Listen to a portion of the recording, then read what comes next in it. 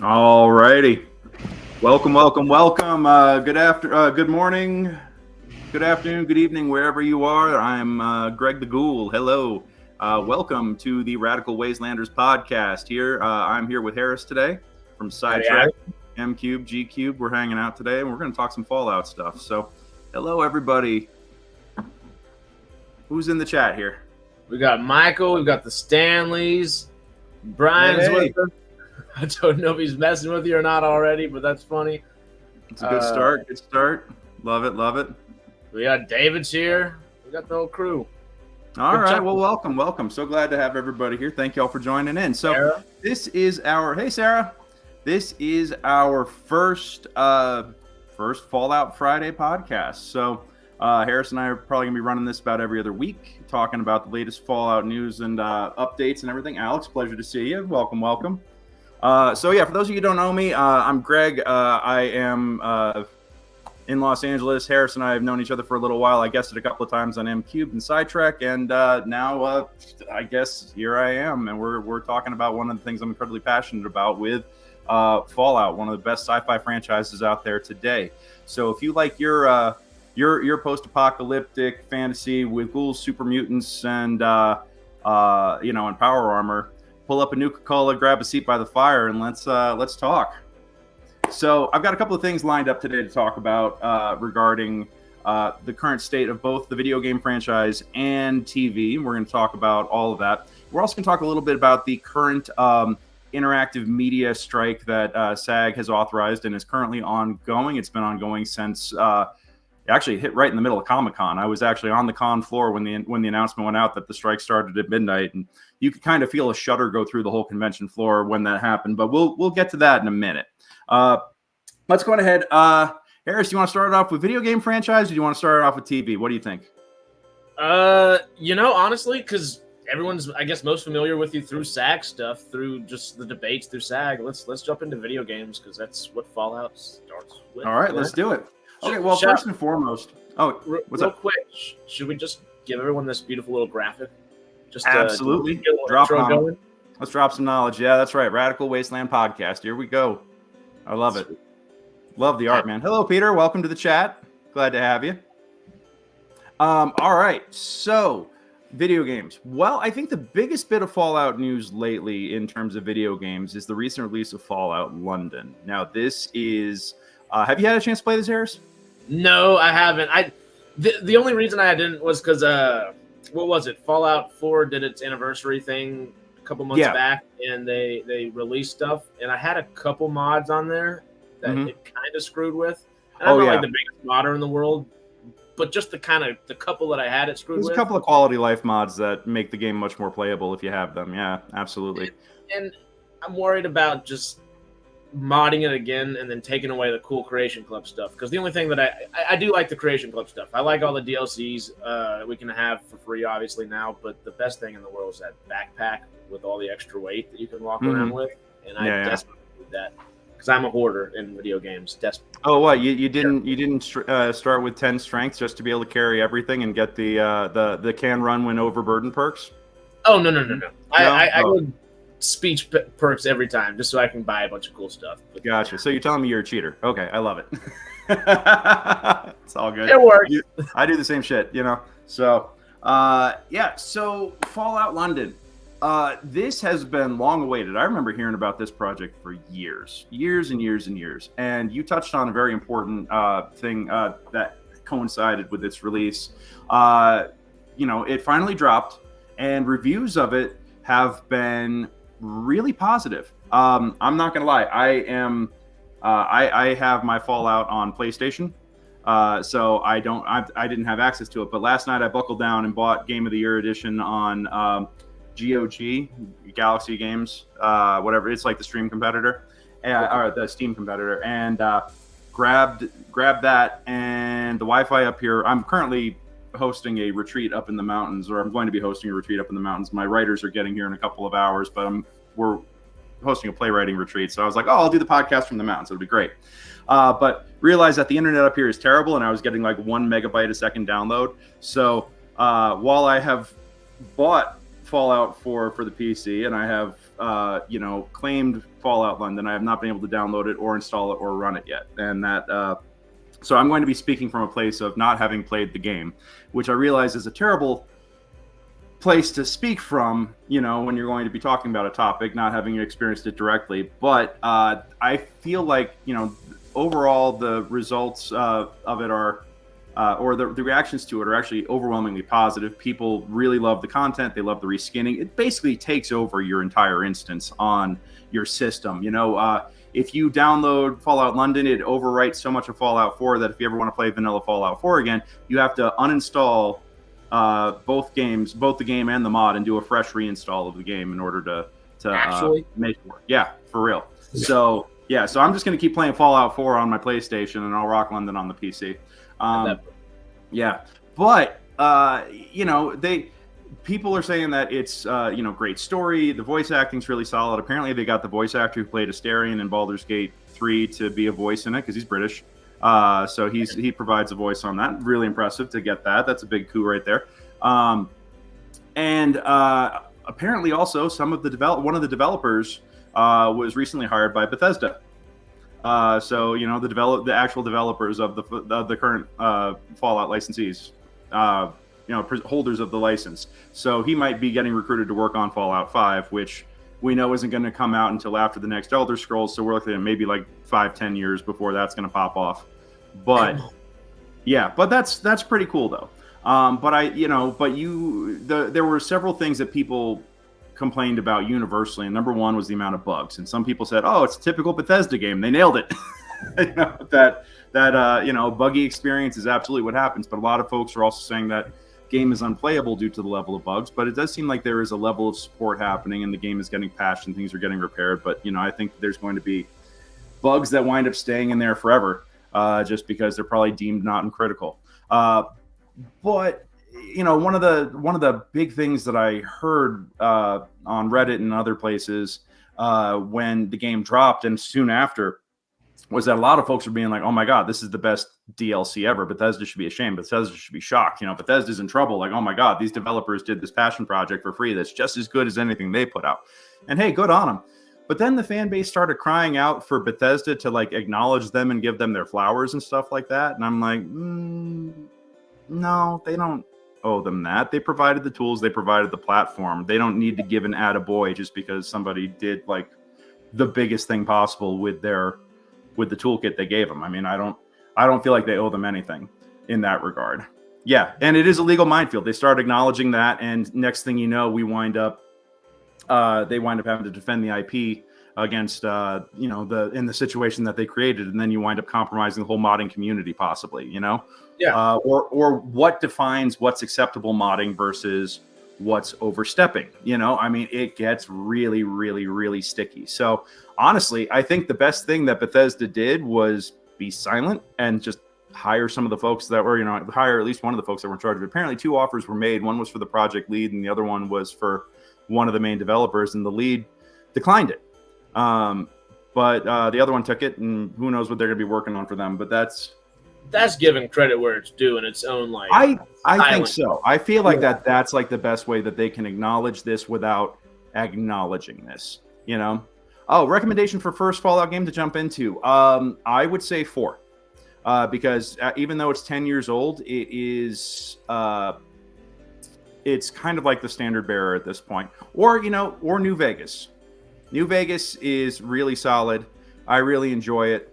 I feel like it does feel like a little bit of a step back after you played 4 for a little bit, just in terms of like tech and graphics. But the story is really, really solid, and really enjoy it. I really enjoy it, and I also don't have to deal with fucking settlement building because that just drives me nuts. I'm like, look, I recognize that some people are really into it, and I look at the YouTube videos of everybody pimping their settlements. And that's cool, but good God, like I'd rather just go out and shoot super mutants and explore the place, and not feel like I have to take care of my settlers. So it's insane, and it's a really cool element, and I do appreciate that they make you actually keep up with your settlements while playing the game. Yeah. But the last time I went and played Fallout 4, I completely screwed myself over by saying, you know what, I'm going to... And it really helped me throughout the game, because my first thing I did was, let's not do all the main quest lines. Let's just build a bunch of settlements and do a bunch of crazy stuff. Yeah. which was cool until I had to keep up with every single settlement. And by the time I decided, oh, I actually want to do the main quest lines, I couldn't because I have to go back and forth to the settlements all the damn time. Yeah. And it was screwing with the game completely. I just got frustrated, and I don't think I've played the save in a while. But yeah, exactly. I have like once my settlements get to a certain point, I wind up just restarting the game because I don't want to have to deal with the maintenance. Yeah.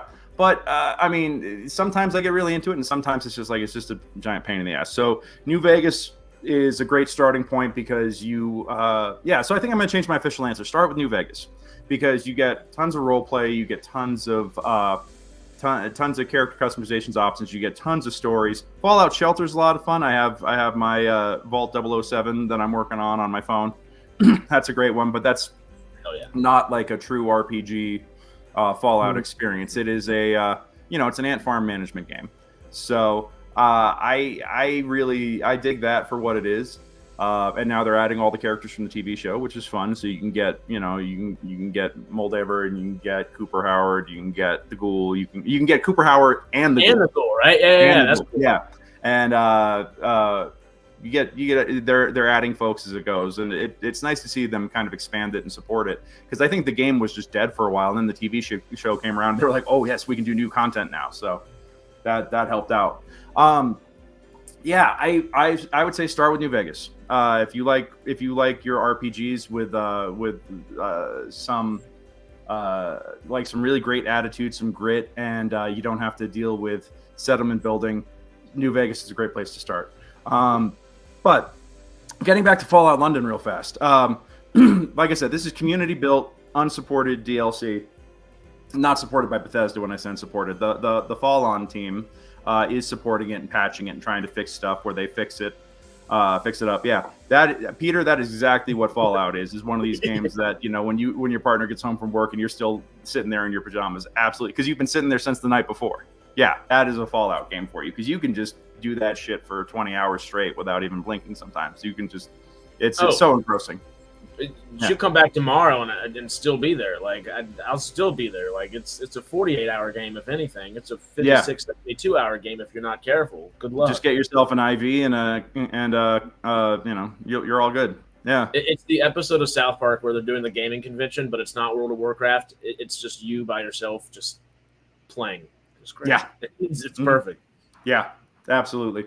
But what you talked about that broke all your mods, the next generation graphics update, that they released that a few months before Fallout London was released, and when the Fallout London team saw that, they realized that this wasn't going to be compatible. It broke a lot of stuff in the modding community, and a lot of people are like, "Oh my god!"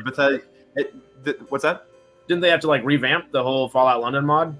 No, they actually they tried, and they realized it was going to be too much work and it was going to set them back so far so basically in order to play Fallout London, you have to strip, and you have that patch installed, you have to strip that patch, and they actually released an uninstaller. Yeah. No shit. Okay. Yeah, they released an uninstaller so you could uninstall that and then install Fallout London. So it's incredibly complicated if you want to play this. Now, the nice thing is I've got a nice vanilla install right here that is trickling in slowly but surely. So what I see, so I'll just be able to put it right on there because I didn't download the next generation graphics update, even though I've got myself a nice sweet graphics card and a shit ton of RAM in this thing. I'm sure Fallout 4 would look amazing, but I'm doing research right now, so I'm doing this for the name of science. Got to get my science ranks up. Yeah. So a lot of, of course, when that happened, you see a lot of tinfoil hat conspiracies going like, oh my God, Bethesda was so threatened by Fall On that they had to sabotage it. Like, this is all sabotage. Why didn't Bethesda coordinate with the Fall On team and let them know about this? They knew this was coming. They're so threatened. It's like, good God. I just the self-important ramblings of a conspiracy theorist. You see so much of this shit, and so much of it is like clickbait and rage bait. I hate that stuff. Bethesda's also just such a huge freaking company, particularly after being bought out by Microsoft, that they have hard deadlines they have to hit. That wasn't just a deadline that came out of the blue. Maybe for the general public, but if you want to look back at Microsoft, I guarantee you they have months and months of, all right, this is the timeline we're looking at. or something like that, And the timeline for the patch was announced 18 months before its release, 22 months. It was like something ridiculous. So everybody saw this coming. This was not a secret. This wasn't just something that they sprung on it. And you know what? They coincided the timing of the release for this. It was right around the time the TV show came out. Yeah. Mm-hmm. So, and you want to know why? Because these guys put 2 and 2 together. Oh my God, Peter, you're exactly right. Americans, we do have a hard on for conspiracy theories, and it's just like everything's a theory, everything's a conspiracy, everybody's against everybody else, and it's always like big corporations fucking the little guy. And yeah, sometimes that does legitimately happen. Don't get me wrong, but I go back to the idea that the Bethesda team doesn't owe these guys anything. They gave them the platform and said, do what you will. And it's even in like the agreements and stuff like that, hey, we're going to keep patching this, and it might break your shit sometimes. It's your responsibility to fix that. Like it's they have their own. You're right. They have their own timetables. They have their own project goals, and they knew that the minute the TV show dropped, they had to be ready to capitalize on it with something new and fresh. And how do you freshen up a 10-year-old game? You make it compatible with the current platform, the current generation of technology. And yeah, because Fallout 4 is one of these games that is so strong because of like the level of immersiveness and the quality of the story and just the amount of shit that you could do. And then also the modding community that keeps adding to it. Like this is one of those gifts that keeps on giving. This is how Neverwinter Nights is still a thing, and how Baldur's Gate 3 is going to stay, be a mainstay for the longest time, because modding is like a way to generate more content for it without having to spend millions of dollars on a AAA title. Yeah, oh, absolutely. The Unreal Engine is so unbelievable. It's so flexible. You could call it Unreal. But yeah, it's amazing to see what people are doing with it. Even just home programmers. Oh, Michael's stirring the pot. I love it. Super quickly, I love it because we have a mostly British crowd with us right now, which is awesome. I love it when a British person tries if I was British, I hate the Minutemen. I don't hate the Minutemen, but they're so annoying by like the playthroughs we're doing. The Preston Garvey with the hey, can you go look into the settlement? Like every damn time, it's just like, oh God, dude, can I? I'm trying to find my son. Like how many of these do you have to slog through before you're allowed to progress through the main quest line? I mean, well, I wait until I'm like maxed out on everything to finish the main quest line, because you don't want to miss anything. But yeah, I do appreciate the irony of British players being Minutemen.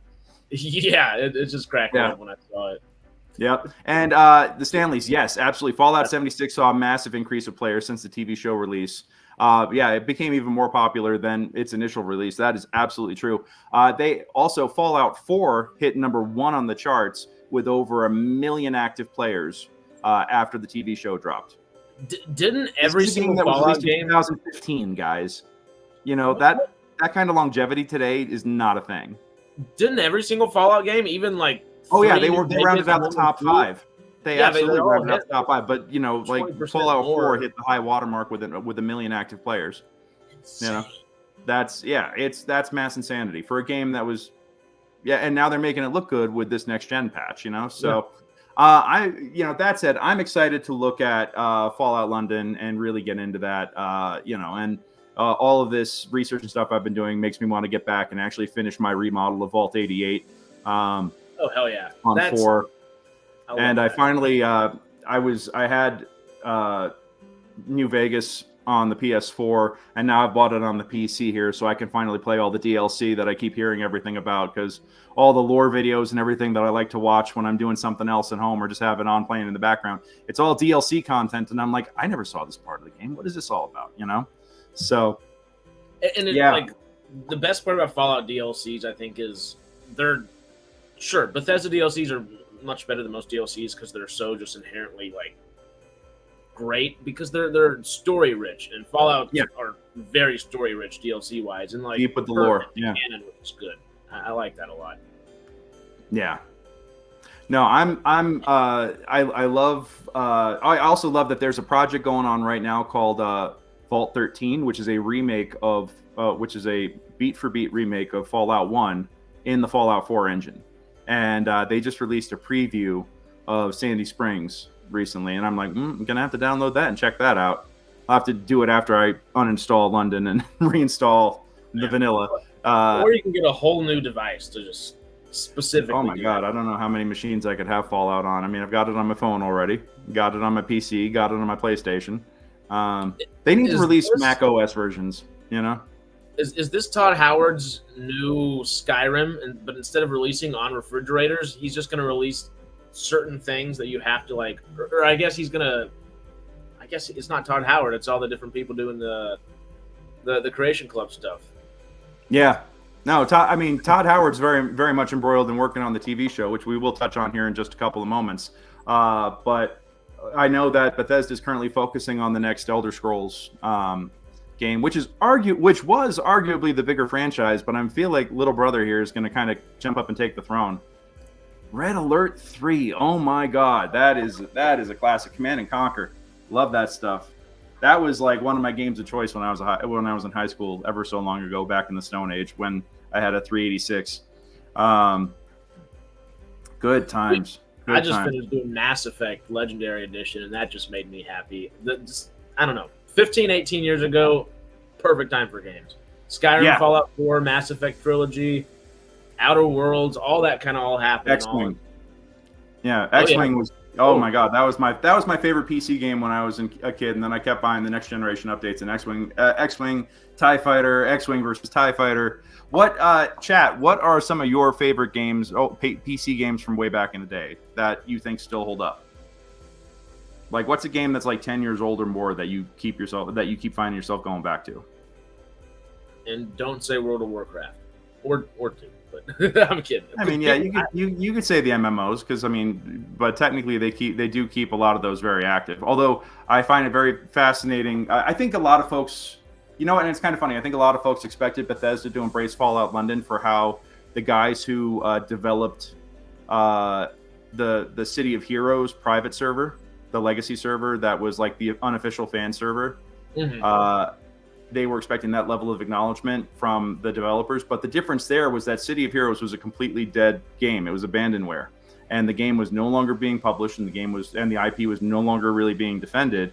And the developers, the company that owned it, gave these fans the permission and their blessing to run a private server of it, so the game could still live on. But that's because it was dead. That's not because this isn't the kind of thing, like Peter mentioned before. It is a legal minefield when you get into intellectual property and stuff like that. It's almost like it's fan generated content the same way a fan film is, And Fallout London is, I think, by far the biggest and most ambitious of the mods to be released, at least for Fallout, since it's a complete reskin and overwrite of the OG game. So that in so much as that it actually it takes over the whole installation.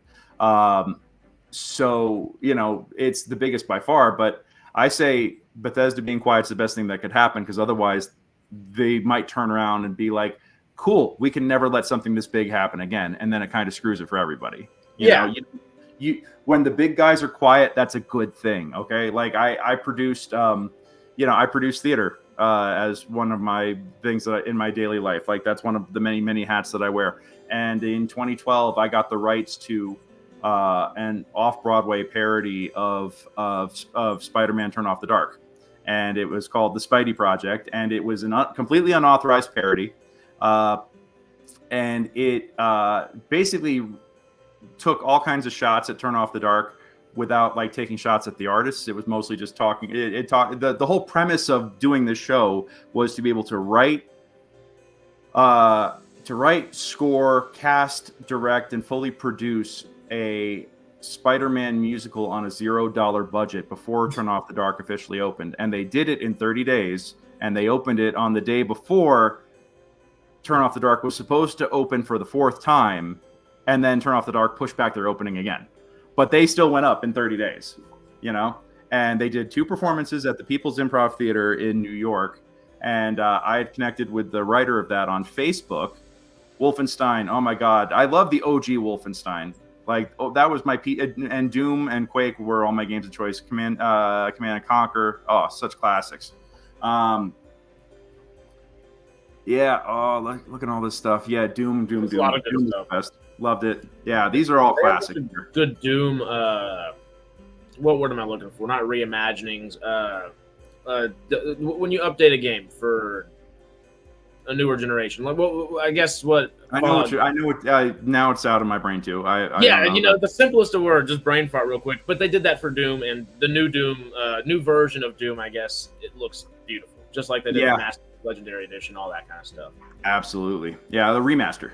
That's what we're looking for. Yeah, perfect. Something.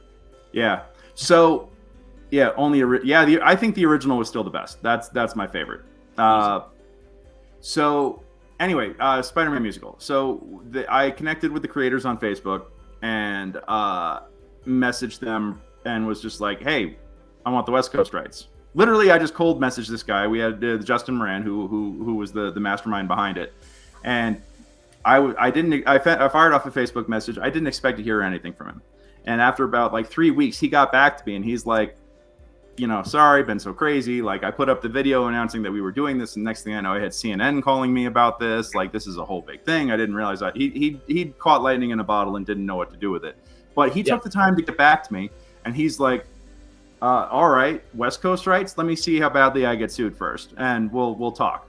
And the show went up, and apparently, like, it went up without a hitch. Nobody tried to stop. No C&D, no lawsuits, no nothing. And I was like, cool. I messaged him afterwards and I was like, so how'd you fare? And he's like, we didn't hear anything, and it's because it's, yes, there's parody and yes, there's fair use, but you have to be really careful with that because the way they define parody is the same way they define pornography from a legal perspective. I can't tell you what it is, but I know it when I see it. But that's like literally the ruling of it. Like, what is the legal definition of pornography? It is, I can't tell you what it is, but I know it when I see it. That's how they determine it, and that's a very scary legal precedent because that's 100% subjective at that point. So this is the reason why when people come at you with IP suits, the parody law is not necessarily a safe defense. So you are putting yourself at risk. Well, it took about a year, but I got the West Coast rights, and we did a 6-week run of that show. And it was funny because the company I was working for at the time, I was doing my day job was working for a toy company, took on Marvel became a Marvel licensee during that time. And Marvel came to visit the studio that I worked at. And my boss, one of my bosses was like, you have to hide these posters. You have to hide these postcards. You can't promote this thing. Like, you're going to totally screw this up for us. Then the president of the company later came in and was like, it's totally fine. No one gives a shit. And I'm like, all right, cool. But, I could understand not wanting to break the deal and screw up the new license. But, we also put it out there on Gold Star and other big places like, oh, yeah, 6-week run of this thing. And we used a full Spider-Man suit in this. Like, we were not shy about, like, courting controversy. And the best thing Marvel did was just stay quiet because this was a fan-made, labor of love, and they didn't want to have to get into regulating fan content. Now, bigger things, there are certain, like, there was the Punisher movie, Laundry Day, that I feel like that actually had Thomas Jane starring in it. The little that was fan-made short that got I want to say that got some legal pokes about that. He did a short. He did a fan-made short after the film too. Yeah, it was called Laundry Day. Oh, you got to watch this thing. No, look up Punisher Laundry Day. Okay, I'm writing this down. Yeah, it's dope. Basically, he stops a crime. He's doing his laundry and stops a crime. And the last thing that you see after he kills the guys who are trying to harass this girl, you see him take his shirts out of the laundry, and he's got the Punisher skull shirt in the laundry. And he's folding it nicely and putting it in his pile. And it's just like, oh boy. Just in case you didn't realize who this was at the time, that's the only reference that they make. But it's Thomas fucking Jane, guys. Anything Thomas Jane, I'm in. You Thomas Jane, I'm in. You say Katie Sackhoff, those two, sci-fi, that's all the. Yeah, they're like royalty for that. Yeah, Peter, I agree with you. I do see a lot of reactors on YouTube who abuse fair use to an unsustainable degree, and yeah, that is going to change. I feel like that is something.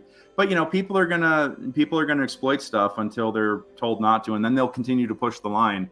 I mean, when you build your whole business strategy on using other people's IP, it's like you realize that you're setting yourself up for action at one point, and it's not a sustainable business model. I mean, you can cash in on the short term, but eventually it's going to catch up to you. I mean, that's the trick. So, I like the fact that these companies have and embrace the idea of fan-made content, and sometimes the content of it is quite stunning.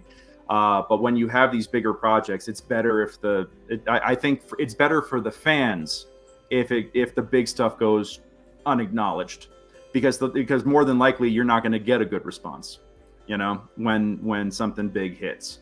So I mean, I think silence equals assent. Like this one feels kind of like, I'm glad Fallout's as big as it is right now because the TV show, because it's getting a lot more eyeballs. But the project feels similar to, did you see when Skyrim did like Skyblit? Well, not Skyrim, but people in the devs or I guess in Creation Club, all that kind of stuff. They made Oblivion in Skyrim. They made Skywind in Skyrim. Stuff like that. Huge freaking projects that are essentially new games. But hey, as long as we're not acknowledged, just kind of keep letting us do our thing. It's the best way to do it, I think. Honestly. Yeah, don't go poking the bear. And I think that the YouTubers who are like, oh my God, this is so much better than Bethesda. Bethesda really needs to acknowledge these guys. It's like, no. No. That would be why we can't have nice things. Please. Yeah. It's forgetting the fact that all of this cool stuff was built on what Bethesda did. Yeah, it's standing on the that wasn't there. Yeah. Who's to say what it would look like? Yeah, and also, to be fair, I think that there's a shitload of bugs in Fallout London, but I think a lot of them are problems with the original Fallout source code. So, I mean, it's a bit of both, But you're gonna, so I think in certain cases, silence is the best thing, is the best reaction that you could hope for, because if it gets too big, then they're gonna have to come down and be like, because I've had ideas for a Star Trek fan series that I wanted to do, that. I'm impressed with like the lengths that they went through with what's the original series spinoff that they did with oh my gosh, Vic Mignogna and a bunch of other guys. Like they did a whole web series that's basically done completely in the style of the original series. And I was like, oh my God, I've got an idea for a Deep Space Nine spinoff that I would really, really love to do. And I could shoot it out in the desert, and it would be fantastic. Love to do this. And then I look at their fan content policy, and it's like, yeah, you can't do series. You could do 1 20-minute video. And I think that was put in after they did this giant fucking series that was like of the quality, just knocked into the desk here, of the quality and level of the original series. So it's just like, damn. Yeah, you don't fly too close to the sun. And don't root for the sun to notice you, So yeah, because I guess you can really do the original series quality of stuff kind of in your backyard with nowadays, at least, like 100%. Yeah, it's of stunning quality. I gotta look it up. Actually, let me see if I can find it real quick. I'm nervous about getting the internet here is so slow. I'm nervous about completely killing my connection right now. I can look it up if you want me to. Just put it in private chat and I can link it. Star Trek Axanar? Star Trek continues. And okay. Yeah. That Star Trek Axanar, that's a channel that's doing something along those lines. I just saw them last week. I don't know. They were just a channel that our audience also watches. I comment that, and it just was interesting. Star Trek continues. Let me pull this up. All right, I've heard about this and I've seen clips of it, and it is like right there in terms of quality with the original series. And I mean, not just like the camera grit and everything, but the style of acting, the whole thing. Yeah, I mean, tell me that is not 1960. That looks like, that straight up looks like the original series, from what I know of. At least it's a fan base thing, but they've also had actors like Tim Russ and other Star Trek actors be on this thing. So that's pretty damn cool. Yeah. We might not play we can do a little small clip of something real quick. Yeah. We'll put a little Star Trek in our Fallout podcast, but we're talking about fan-made content, so this fits.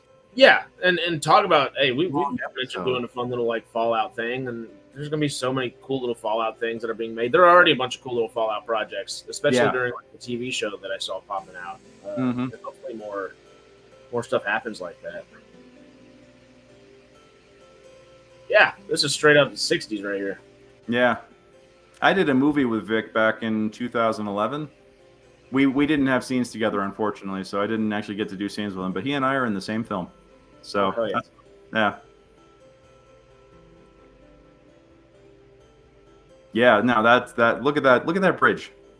You know. Oh, Great. Oh, yeah. And what is it? If this is 2013, this is before 3D printers were even a big thing. Think about what you can just do now, just for the little like small touches on everything. Mm-hmm. Grant, even okay. I was like, that's the dude from freaking MythBusters. Like, I know it is. Like. So yeah, so when I looked at the fan content policy recently to look at my idea for a Star Trek spinoff, fan series spinoff, it was very restrictive, and I'm wondering how much of this was because of that. That makes sense. Yeah, so, that totally makes sense. But anyhow, yeah, London. Where were we? Yeah, just I think it's awesome that people take these big projects and take these big swings. And yeah, I think just as a reaction to what everybody's saying, no, Bethesda was not conspiring to screw Fallout London. This patch was announced 18 months in advance. It is what it is. And Bethesda didn't owe them anything. So from what I understand, they were talking to community managers about it too, and they just realized that it was too big a revamp for it to be what it is. And Fallout, like Bethesda doesn't owe anybody anything. They gave them the opportunity. They built the platform for which that they're creating this content, but they don't owe them full-time support or anything like that to make sure that content is of a professional quality.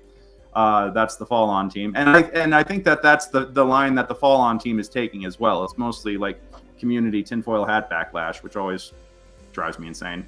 Well, they gotta feel like they did a good job if two of their project leads were offered project leads or head project tier kind of positions for an actual like Fallout game or something like that. That's freaking amazing, Yeah, absolutely.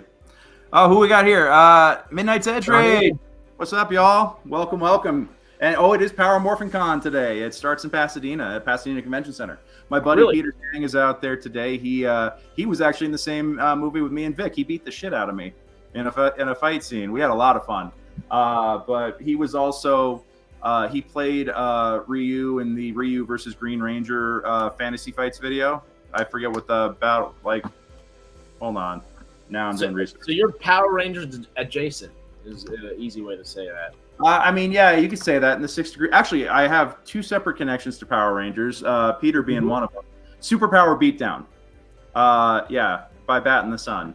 Superpowered Beatdown, Green Ranger versus Ryu. That's my buddy Peter in that. And he's at Power Morphin Con this weekend. Go get it. Go. Apparently he's got an action figure made of him, which, dude, that's a gold standard right there. When you have an action figure made of yourself, you have peaked somewhere. And that's you really won. I don't know what you won, but you won. Yeah, exactly. So he's there doing autographs this weekend. You got to go check him out. And Fallout Nuka Break. All right, we'll take a look at this. Speaking of fan content, and Green Ranger versus Ryu, also more fan content. And Peter's a professional stuntman who's managed to raise his brand considerably by appearing in fan content of popular IPs. So this is, the fan content biosphere is incredibly important for IPs, and I think a lot of major companies realize that letting the fans express themselves and giving them enough. Giving them the tools to support the art only helps people in the end, because it spreads the brand awareness, it spreads popularity, and they recognize that, yes, we may have created this, but this is for everybody. It's not just for us, Yeah. So, it's kind of a perfect, like, bridge the gap medium kind of thing. Yeah, exactly. And the Prime Fallout show is outstanding. I thought it's actually, we'll touch on that in just a moment, but I thought it was fantastic piece of television, and I'm really, really excited for the future of it. But since we're talking the video game, I do want to talk a little bit about the interactive media strike going on right now. It's been going on for about a month now. The SAG has been negotiating with the video game companies, video game studios for a very long time, like over a year now. I think that they've been working since the last contract expired. They've just been proceeding under the terms of it, even though it's technically no longer in effect. People are still using it. as they negotiate this new deal. And the new deal is critical because you want to talk about television and film being affected by AI. Video games are going to be completely thrashed by AI. And, because video games, it's voice acting, which, let me tell you, the other day I had an audition for a play down in Long Beach where they wanted me to have a upper class British accent for the show. I didn't have time to hire a dialect coach. They wanted a self-tape within 24 hours. And I was like, shit, I haven't dusted off my RP in 5 years. So what I did was I took the dialogue, I entered it into a voice generator, an AI voice generator, and selected upper class British accent, please. And it spat it out in 30 seconds, like a whole true recording of it. That was startlingly accurate. And then I spent the next few hours just learning the dialogue phonetically with the accent to make sure that I could do it. And I think I nailed it pretty well. And I feel like that is a suitable use for AI and artists using it to help themselves. Yeah. But if this was a video game, they could have just done bing, and then all their voice dialogue is done. You're good. Yeah, exactly. And that's terrifying. That's a whole industry put out of business, and voice acting is an art, and it's a physically straining one, having to talk and make vocalizations and just the grunts and the yells and the screams and everything else you got to do, all these wild takes and things that you have to do. Arguably, I was going to say almost even arguably a harder format of acting than just your generic acting some days. And there's no such thing as generic acting, but if face acting versus voice acting, and it's when you're on camera or you're on stage, you have the full body experience. When you are voice acting, you have to put everything through your voice. All of your intention, all of your emotion has to come out through your voice. And that's a lot, that's a lot more strenuous than people think. Like you have to amp up your performance to 11 when you're voice acting compared to, because you don't have the eyes, you don't have the facial tics, you don't have the body language that helps support all of that. You have to take all that and modify it and channel it through one instrument. And that's incredibly difficult. So the fact that people are like, oh, I could just use AI to generate voice assets now, that's eliminating a whole field of artistry. And that's incredibly terrifying because these are, it's a whole field where people make a living. And it's being pushed by suits who don't hear the difference between live artistry and artificial, soulless, mechanical voice, and there is a distinct difference. But, it's anything to save a buck, right? Yeah. So that AI voice is one of the big things. And then also now, apparently the studios are trying to classify motion capture as just data. It's just data capture. It's not a performance. That's what they're trying to do. So it's like, oh no, that's not a performance, it's data. And it's like, no, fuck no. Do you understand how... Just go grab anybody off the street. Don't go grab the best fighter in the world to put into a video game then. Don't go grab exactly. Ray Park to do mocap. Yeah, I mean, I have friends who are professional mocap and voice art. I know a lot of people who work in voiceover who also work in mocap because there's a lot of overlay. It's like, oh, well, you're an actor, you're a trained actor, you're here, put on the dots, And they go off and they do all that. A lot of my friends who work in animated as well, because a lot of animation these days is rotoscoped. So you'll get like the physical, and then they'll put the skin on top of it and everything else. And that's motion movement. Every person, every individual has like a unique way that they walk, a unique way that they sit, a unique posture and everything that's informed by their bodily history. Like when you see me lumber around because my knees are shot and my ankles are shot. Like I don't walk with my knees much. I mostly just kind of like straight leg dump, and you see me just lumber through because I've got bad knees. And you can tell that. Like you can learn to read somebody's footsteps and somebody's lilts and everything. And I realized recently that I slouch down a lot, especially when I'm walking, mostly because like I'm trying to lean in and hear people all the time. And I'm also trying at 6'5", I'm also like, well, I don't want to appear too big. I don't want to be scary. So I find that I've actually had a bit of a hunch, And now I'm trying to really fix that. Head back, chest out, take up more space and not be afraid to do that.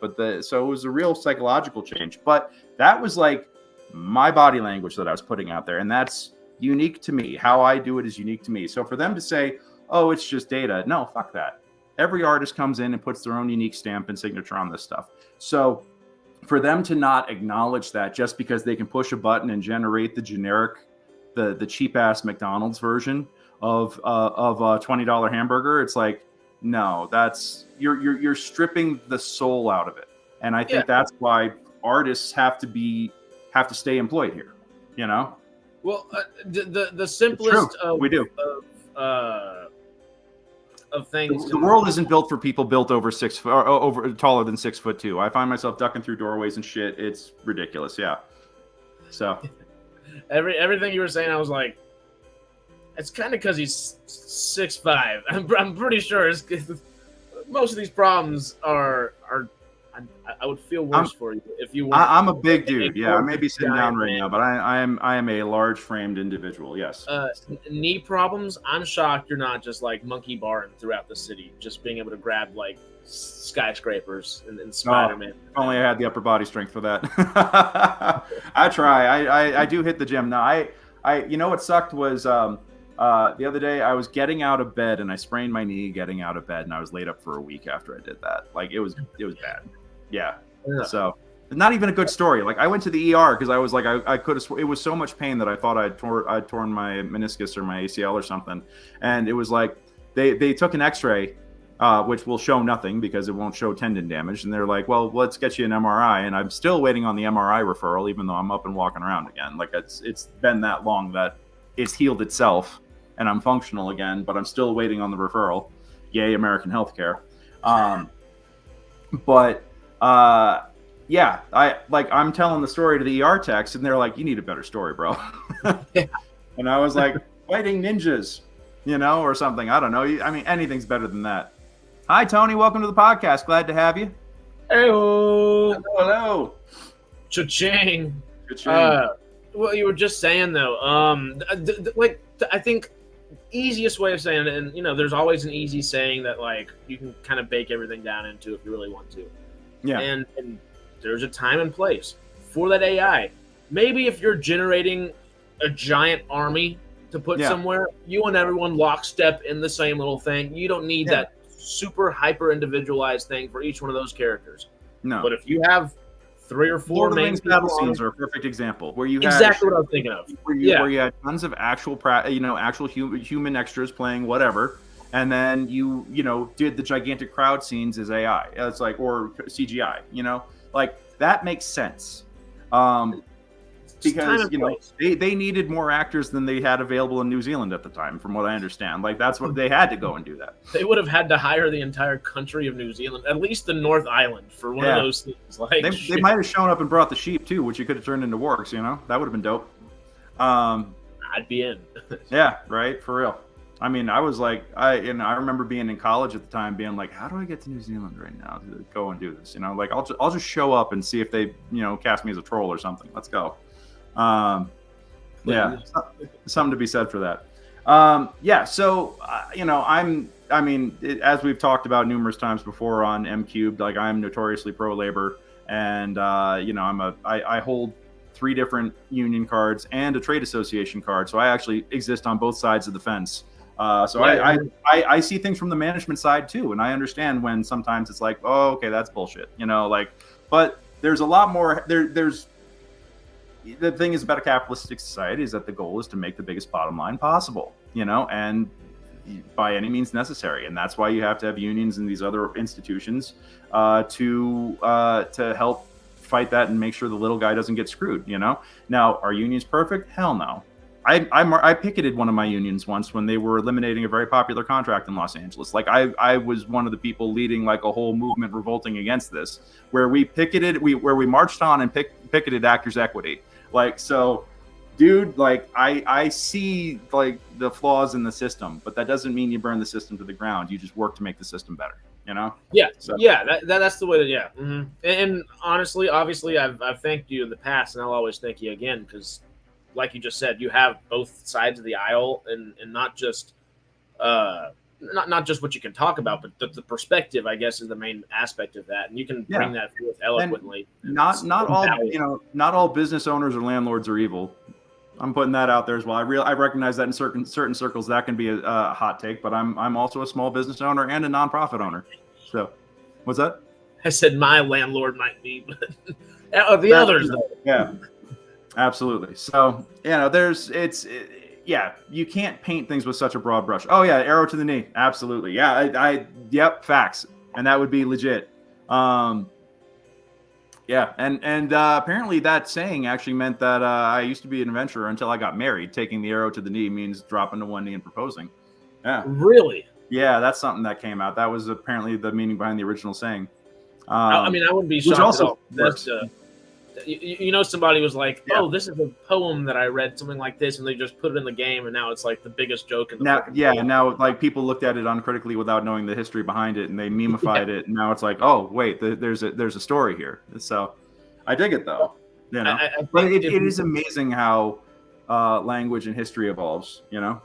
I mean, just thinking about Shakespeare inventing a good chunk of the language that we speak today. Oh my God. That was a couple hundred years ago. It's like, oh yeah, and there's text that we have that we can still understand just fine, but just the common words that I guess Shakespeare helped. He helped go through the English language to make it understandable, which was nice. But that's happened a dozen times. When I saw this comment, though, I was thinking, if you ever do meet Todd Howard, you have to fake fall in front of him. And whenever you stand up, you said, ugh, must have been the arrow. I wonder how many people do that. That's probably happened, too. That's probably happened a lot. Okay, so just real quick, because it's fun to look at this. Here's words that Shakespeare invented. Critic, lonely, addiction, swagger, undress, the phrase in a pickle, accommodation, assassination, brave new world, all the world's a stage, good riddance, majestic. These are all things that he put into his scripts, and it goes on. He's so he himself is a singular inflection point in the evolution of language. In a huge way. Yeah. And it's fascinating to see how things go from there and develop from there. And now we've got Skibidi Riz Ohio toilet, whatever the hell that is. I'm 43, guys. I don't speak child, but I'm 25 and I don't get all that shit. Yeah. Welcome to being old, Harris. It only gets worse from here, okay? So, Damn. Yeah. Just get used to it because you're through the looking glass now, homie. Shakespeare was a time traveling AI. Oh, I had to look it up real quickly. That would be a really good movie, though. I had to look it up. My favorite word Shakespeare invented, maybe not my favorite word, but it sits close to home because I'm from the swamp. But there are no alligators in England, in the UK, and he invented the word alligator. So I love that. That's my favorite. That's fascinating. I Googled it just to double check, and it is true. But it's always just blown my mind. It doesn't compute with me. I don't get it. I love it, though. You can't enjoy Shakespeare until you've heard it in its original Klingon. Oh, so classic. So classic. Star Trek 6. Yeah. And then, from Hell's Heart I Stab at Thee, General Chang, the moments before they used the recycled shot of the Klingon bird of prey blowing up. You didn't know that they recycled that shot? The explosion blowing up the ship? Oh, yeah, they recycled that from a different Star Trek. I think it was one of the TV shows that they grabbed it and then just I'm just about to start because I'm anal about this chronology, so I'm going to watch Enterprise onwards, and it's going to be weird. It's gonna be part of Discovery and then New Worlds and then in the original series. So I know it's going to be a little dicey for some folks, but hey, that's the way that the world and the universe is supposed to technically be. That's how I want to watch it, and that's how I'm going to do it. That's going to be fascinating. It will be wild inconsistencies too, Because apparently Enterprise introduces the Borg without calling them the Borg. So that was one of the things that I heard. Interesting. Okay, well, I'm starting that sometime in this next week or so. So that's all right. All right. Well, I expect a full book report on Monday about it. You'll get one or 3. I'm excited. I'm thinking about this. So yeah. So anyway, getting back, I think that the labor movement is the strike here is a very important thing because it is going to define video game performances going forward, and the video game industry is by far at risk. Like more so than movies and TV, it's at risk because funny tie to Fallout. I remember reading March 2023. I read a article about a DLC that was released that was new, that was new Fallout 4 content that for the first time had new voice lines for Nate or Nora, the protagonist, the Vault Dweller, and going out and like new lines sounding just like the original, like right out of Fallout 4, the OG. They were all generated by AI. The actors never saw a recording booth, never saw a dime for any of that. And they're like, "Oh my God, we have new voice lines for your protagonist. This is amazing. We're the first mod to do this, and now other mods have done it as well. But those voices have been taken and reused without consent or approval. And one of the things about voice actors is that they get to, a lot of times they get to be like, I'm not comfortable having my voice or giving my voice to a recording of Mein Kampf or something else. Like controversial, like they're and now AI is can take their voice and use it to do that.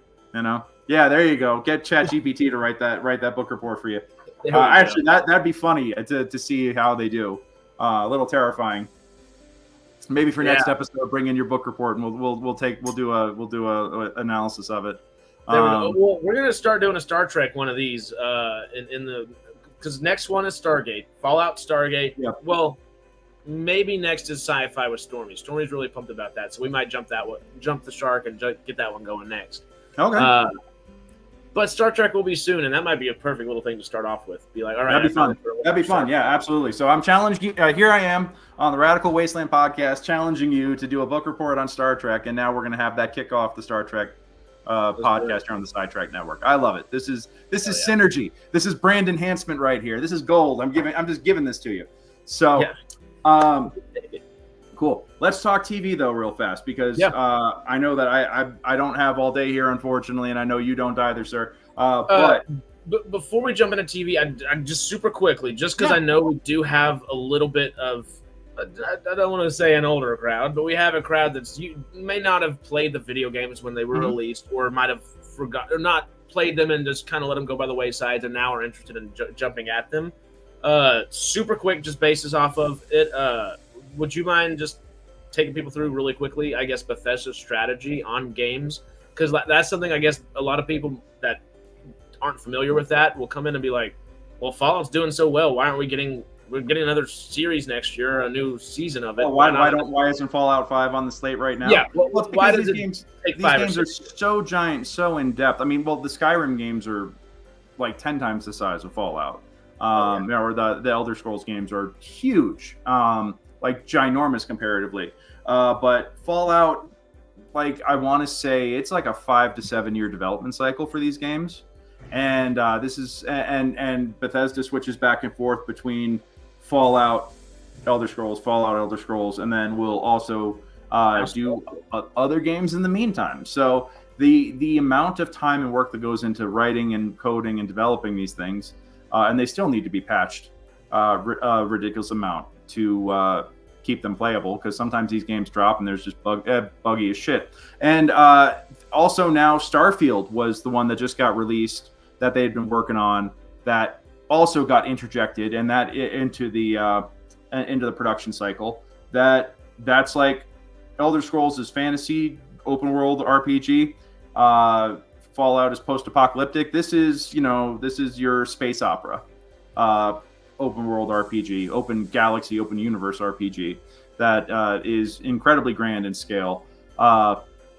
And yeah, these games take 5 to 7 years to develop them, sometimes longer. Like, so Fallout 5 is going to be a ways off, and that's the whole that's why it's going to be a while. Not to say that it isn't being worked on, but their priority right now, from what I understand, is Elder Scrolls 6, and then Fallout 5 will be next on the block after that, and who knows where it'll be. But between the TV show and the modding community, and the fact that they keep doing next gen patches and they keep supporting these games, even if they're not, like actively generating new official DLC for them, they're still supporting these games. They're going to keep them alive and relevant for a long time because people have sunk literally thousands and thousands of hours into this. And also Fallout 76 too. Let's not forget about that. That is also in there, and they are doing a lot of content based on the show now, from what I understand. Even though that's one DLC a year, right? Yeah. Is it one DLC a year? Yeah, I think so, because they did the pit. Or was that, what was the one that they just did for Fallout 76? I don't know. I've technically have played Fallout 76, but I played it when it came out, and I haven't actually played it since then. But I have it like downloaded, and I'm desperate to get playing it again. I just know the second I do, I will. Yeah.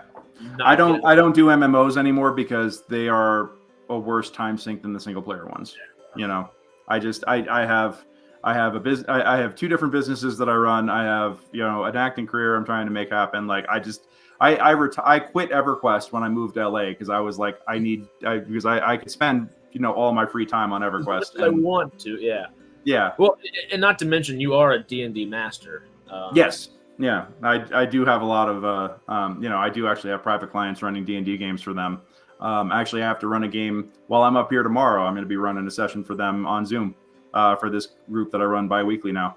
And my school year campaign, I run an after-school campaign for a public library in New York. I Zoom in and run games for them once a week. So that's going to start picking up in September again. And I have a couple of bars that are on games out on Sundays and Mondays, at least once a month each. So, I got my grind on. You also stream on Mondays for that, don't you? Haven't done that in a minute. We're in the middle of working on something new for that. We might not be doing D&D on there anymore. There's another game system that we might be exploring, but I'm not ready to talk about that yet. We're still trying it out on the back end. Yeah. Or we might come back with the old game, Yeah. So, well, whenever you do any of that or streaming at all, always holler at the people around here. Absolutely. Oh, absolutely. I'll let you guys know that we have a lot of fun. My crew is called the Brute Squad, and we have a good time with it. So, but yes, we're wildly off topic now for a Fallout podcast, but that's TV? Good podcast likes to go a Roman, But let's talk about TV real quick. Support labor and try to use ethically sourced AI assets when using AI. That's the lesson for today. And congrats Fallout London, and and 1 million concurrent users. Hell yeah, that's awesome. But what caused this spike in popularity for Fallout 4 and Fallout 76 and Fallout Settlements and New Vegas and everything, like the rediscovery of the franchise and the introduction of so many new people is, of course, Amazon Prime's show, the Fallout TV series. The first season was a tremendous success. What is it, 8-10 episodes? I watched them all, and I just watched them with the biggest shit-eating grin on my face the whole time. I loved it. Just got 17 Emmy nominations. Yeah. Yeah, which is one of them for best show, correct? Right? Yes. Hold on, I have the list here. I actually have the list on the Emmys site. Okay, well, apparently 16 nominations according to the official Emmys site. Everybody was saying 17. Where'd one of them go? All right, so they've got one for costumes, one for stunt coordination, one for production design, which, if you watch the show, they fucking nailed it. Like, they nailed the shit out of it.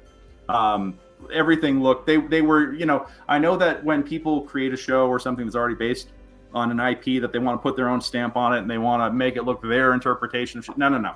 These guys were like, let's do it exactly as it looks in the game, because they know that that's what the fans want. And there was a lot of respect for the fans in that regard, That little Todd Howard story of him saying, we were talking back and forth with the people in the production design and making sure they just made it look like it was actually from the games and stuff like that. And then Todd Howard says, then I walked onto set and I picked something up and it was from the game. And he's just saying I was walking through the game and it felt like real life. And it was just like, that's should be. Oh, we have like we said, 3D printers earlier, all kinds of cool stuff that have the capabilities of making things look Yeah. Well, and you know, production design is its own art. You know, set dressing and props. I mean, like these guys, the artistry that goes into that, being able to make this stuff, it's not a small thing. You know, I love uh, YouTube channels that do fabrication videos, like you know how to make this and how to make that. And I'm always like, God damn, you know, I should have learned a trade. You know, I wish I mean, I have enough knowledge of being an electrician to hurt myself, literally. But Yeah.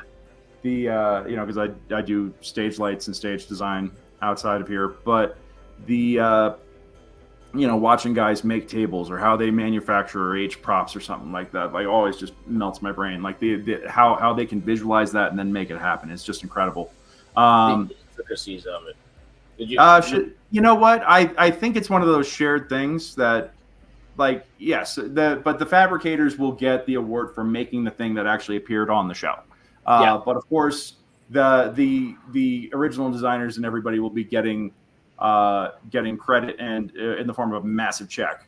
I think that'll come from the licensing fees and the royalties and everything else from all this. And hopefully that the original programmers and developers and everybody are seeing a piece of that somehow.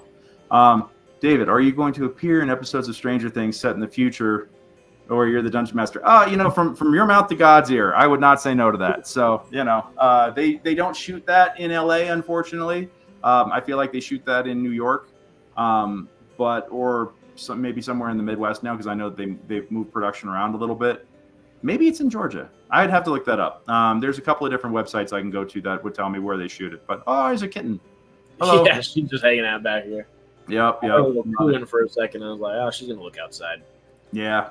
So, yeah, there's, I think, where was I? Yes, I would love to appear on a show like that. Yes. It's funny.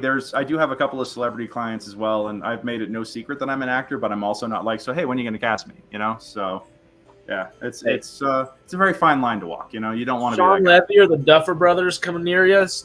You might want to pitch this one too. Yeah, we'll see. Hey. We'll see what happens. So they got, and obviously they got so much for the production values, production design. They got editing. They actually got 2 nominations for picture editing for a drama series for 2 different episodes. So they're kind of like possibly going to split the vote against themselves, because they get to select what episode they submit. For awards. Mm-hmm. And they submitted 2 different episodes for that. And then outstanding main title design. Yeah, get props for that. I didn't realize that was an award category, but that fits. Outstanding period or fantasy sci-fi makeup, non-prosthetic. Okay, yep, absolutely. Outstanding prosthetic makeup, also absolutely. Outstanding drama series, outstanding sound editing and sound mixing, both for the episode The Target. And then outstanding special effects, visual effects in a season or a movie. So the whole overall season for visual effects. Stunt performance, yeah, absolutely. Outstanding writing for a drama series. Outstanding music supervision. And of course, outstanding lead actor in a drama series, Walton Goggins for The Ghoul. Which he's amazing. Everything. Yeah. I love how it keeps saying Coggins. I guess that's the easiest way for autocorrect. Yeah.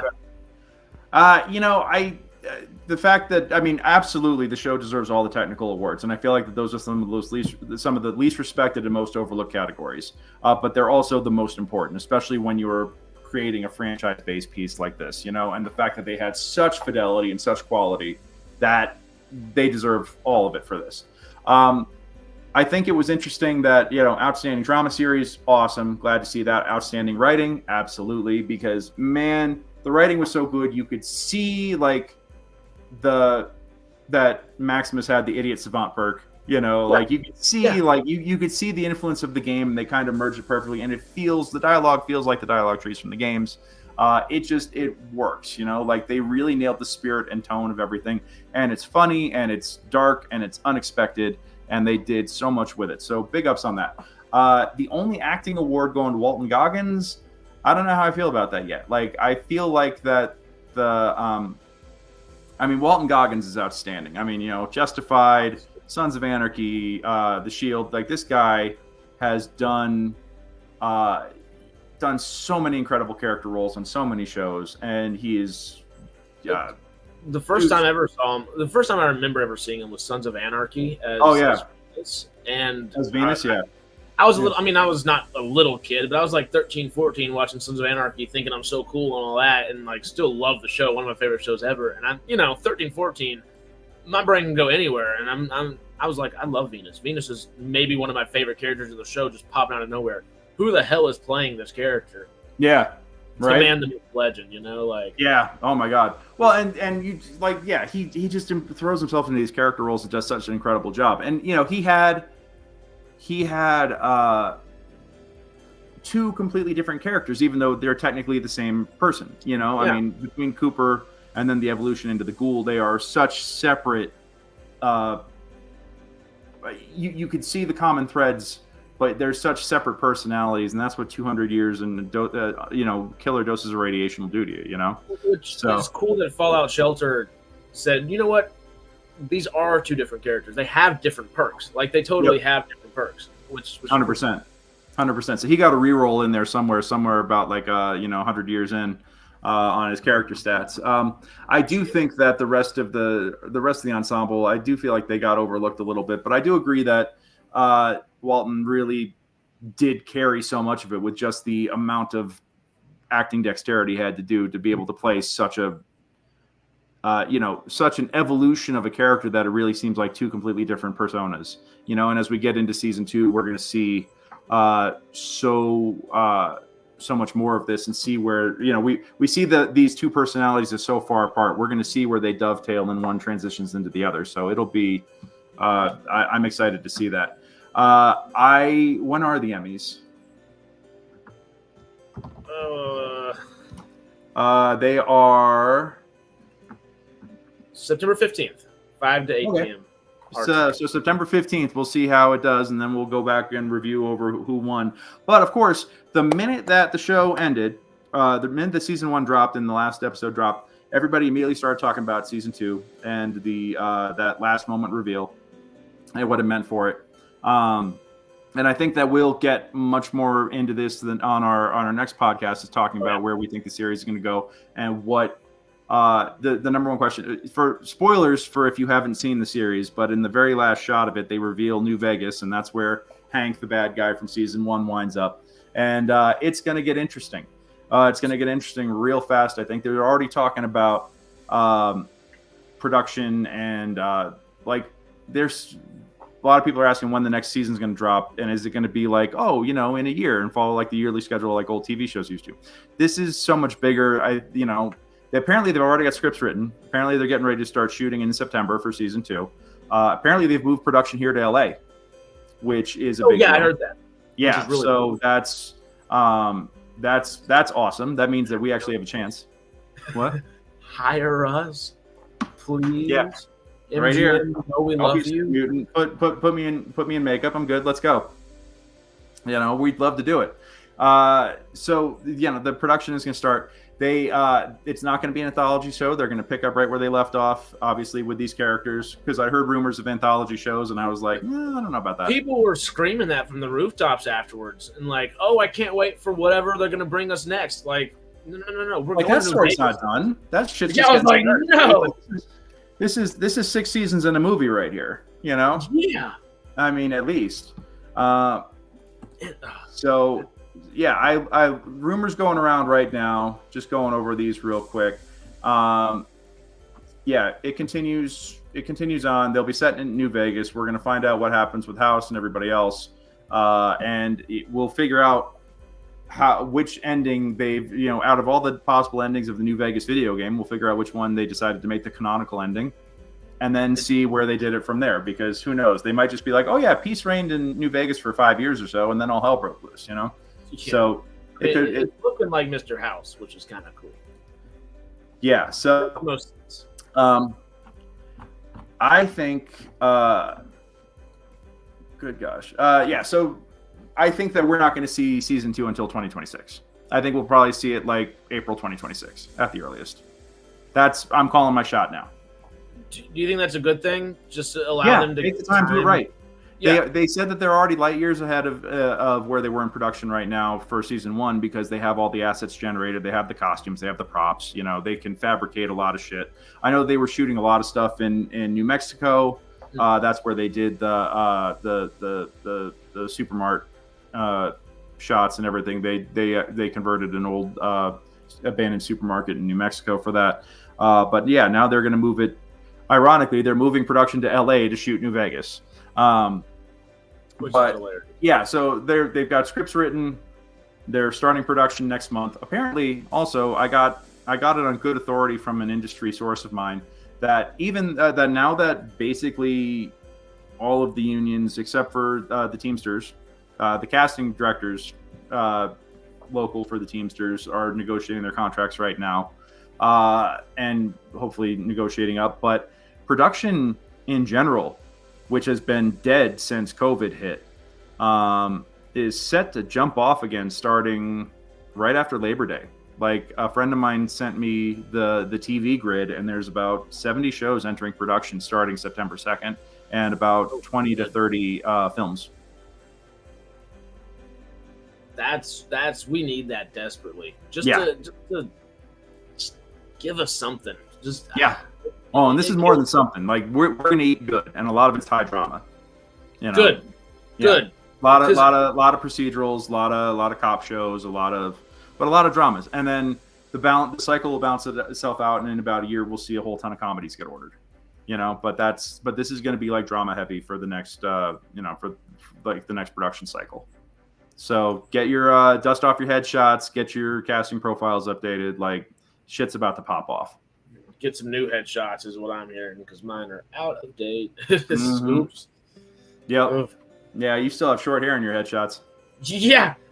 The last ones I have are like right here. I'm like, no, that's not good. Looking like a 90s TV heartthrob. So, yeah. Those are great. Gotta go back. Yeah, I think New Vegas is. I'm excited for a season set in New Vegas, and it sounds like they're working hard on it already, which is great. They brought production to LA, which is great. And yeah, 2026 I think is not an unreasonable time frame to do it. Procedurals do in fact pay the bills, and they also have a high turnover rate for co-stars and guest stars, and that's why so many actors actually get their starts there. So that's kind of my strategies. I've been trying to get to know casting and people and producers that work in procedurals to hopefully start building up credits. Because, when you look at these tentpole franchises like Star Wars or Star Trek or even Fallout, really, you see so many of these like bit roles, these co-stars and these guest stars, or the co-stars in particular, you see recognizable faces, guys with established careers already doing them. Like, the joke right now is oh, you got your Academy Award nomination? Here, congratulations. Here's your role for Marvel. And that's like what it takes to get that, You mean Robert Downey Jr. finally getting an Oscar, then going right back to Marvel? Yeah. Oh God, that's a whole other discussion. Yeah. Boy, oh boy. Yeah, that'll be fascinating. Can of worms. Yeah. I'm intrigued to see how that plays out, but that's for the Marvel podcast, which hasn't even talked about yet. So we'll get into that. Yeah, man. All in all, like I think that I'm very excited to keep up with the Fallout season 2 news. I'm going to keep tabs on it from a place of great personal interest. And I've already told I know the casting director, and I've already told my reps to be like, hey, poke that bear a little bit. Let's see what happens. So, and also, sidetrack, we do have a little working relationship with MGM. Very light at the moment. Oh, don't go dropping my name in that circle yet. I want them to see me as a professional actor before they see me as a fanboy with a podcast. Oh no, they want us to do some, like, because we were supposed to go to San Diego Comic-Con and help out with panels and stuff like that. If y'all want us to do that, tell us to do it. We'll do it for free. Just hire us later. Yes, exactly. And I was at Comic-Con this year for at least Wednesday to Friday. I had to be back in LA to run a professional D&D game on Saturday, so I didn't get to hang out. But the one panel, I went to a bunch of panels, and the one panel I couldn't get into was one on Fallout and how to survive in the Wasteland, like the scientific odds of surviving in the Wasteland. I got there, and the panel was going, and the line was like down the hall and around the corner, and people couldn't get in. Apparently, it was that good. So should we do a science and sci-fi with Stormy with that one? hell yeah, I would love that. Let's get Stormy in here. Honestly, Yeah. It's gonna be hard to get him in here on Fridays because he's always working on Fridays. But Yeah. on a Saturday, that we can kind of like double We up. can do a special Saturday, or maybe we just tape it on a Saturday and then we'll broadcast it. Yeah. Well, Yeah. he wants to do his science with science of sci. God, science of sci-fi. There we go. That's a hard one, but I like it. It's catchy. You just got to say it right. Yeah. The science of sci-fi. He wants to do those on Saturdays, so there might be a good week where we can kind of like double up on it, maybe. Yeah, and absolutely. get it for Saturday, yeah. All right. Well, the last thing I want to touch on before we sign off for the day is with the announcement of Fallout 17 or 16 Emmy nominations, Amazon MGM did a fun publicity stunt. If you were in LA, you got to experience this. If you were anywhere else, well, get fucked. But it was really cool where they did All Out for Fallout Day, where they did 33-cent things like hamburgers and ice cream at different stops. You could get a 33-cent donut at Trejo's Donuts. They did 33-cent horseback rides out at Griffith Park. And they at Amoeba Records, they had the Fallout soundtrack album on sale for $3.33. So they did a whole day of this stuff, and it was pretty cool. Like I did not get to experience it because I was laid up with my knee on an ice pack. It was very unfortunate that I didn't get to do it. And I didn't find much content on it, but I did find a little bit on it on TikTok, actually. But they had 33 deals across LA. Yeah, you just made me really sad. I thought that was this week. Oh, no. I totally thought that was this week. 15th. Yeah, no, because I and the thing is, like, they dropped it at the last second because I didn't hear about it till the day before. Ah. Oh, so you literally, when you sent it to us, was the day before all this? Yeah. Yep. Oh. Yeah. I know, and that's when I found out about it. Shit. Because I texted you, I was like, let's do a bunch of stuff with this. Totally thinking it was this coming week. Like, no. Damn. I should have read, the first three sentences All instead of good. skipping. All good. But the people, I didn't find anything on Instagram or Facebook about it, but people did do TikToks about it, so that was cool. I did get to see some of it, and it was basically people running from, location to location and getting like 3 or 4 in, and then finding out that stuff was already sold out. 8/15 next year, we will be prepared. Yeah, we will go all out. If they do it again, it'll be maybe they'll do it in Vegas for New Vegas. In which case, I would drive out there and rock that. That'd be dope. Give me an excuse, and if you give us enough time where we can get a plane ticket instead of a drive ahead, and then it's like $30 to get to Vegas, and it's yeah, absolutely. Or maybe that high-speed rail will get built eventually. So Oh, yeah. Elon, give us a fancy tunnel under the something. I'll rent a Tesla if I have to. Anybody somewhere, get me to Vegas. Yeah, absolutely. All right, guys. Well, that's all I got for this week. So we'll be back in 2 weeks with more wonderful Fallout content. Harris, thank you so much for riding shotgun today with me, buddy. It was great getting to chill with you. Man. Yeah. I'm just glad we got some Fallout going. This is great. We can keep going with it forever, which is going to be amazing because there's going to be so much more cool Fallout stuff coming out, which I'm pumped about. Absolutely. Well, I still want to go do that trip to Good Springs with you and go check it out because, they based Good Springs in Fallout New Vegas on an actual town called Good Springs, and apparently the actual town has really leaned into their association with it. So, the fact that they were based on, they've leaned into Fallout. So I really want to go and check that out. Hell yeah. You mentioned it the second you said Vegas. I was like, well, if we're in Vegas, we might as well go to Good Springs. I mean, absolutely. So it's right there. It's just right off the 15 as you're driving out there. May as well. It's only 4 hours away. I drive fast, 3.5. Actually, you exactly. Can't make up that much time on the Vegas trip. I wish you could make up more time, but shit. Mm-hmm. Yeah. Absolutely. Good Springs is what we got to do. All righty, guys. Well, hey, thank you again all so much for joining us. We'll see you back in about 2 weeks, and until then, okie dokie. Sweet. Yeah. Well, we should give him this one, and then there you go. Love that. Also, before we jump out of here.